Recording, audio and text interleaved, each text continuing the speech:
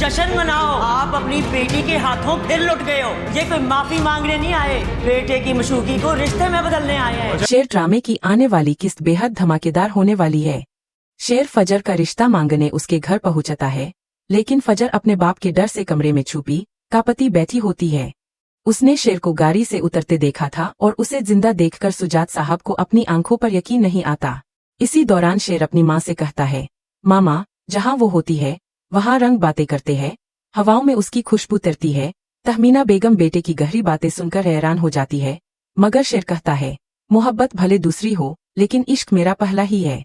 वह मिठाइयों के टोकरे लेकर घर के अंदर आता है और काका साहब के सामने सिर झुकाकर कहता है, अगर आप मुझे मारकर दुश्मनी खत्म करना चाहते हैं तो लीजिए, मेरा सर हाजिर है। काका साहब नजरें चुराते हैं, क्योंकि गलती उनकी ही थी। उन्होंने अपने दोस्त की जमीन पर कब्जा किया था, लेकिन मलकों के घर में गलती मानने का इवाज। वो मदद भरी नजर से अपने बेटे वजाहत की तरफ देखते हैं, जो शेर जमान से पूछता है कि वो यहाँ किस मकसद से आया है।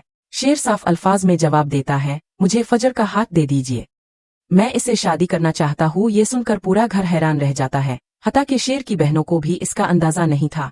उधर ताज बीबी, जो शुरू से उनके आने का मकसद समझ रही थी, उसे में सज्जाद साहिब के कमरे में पहुंचती हैं, जहां वो मुंह छुपाए बैठे थे।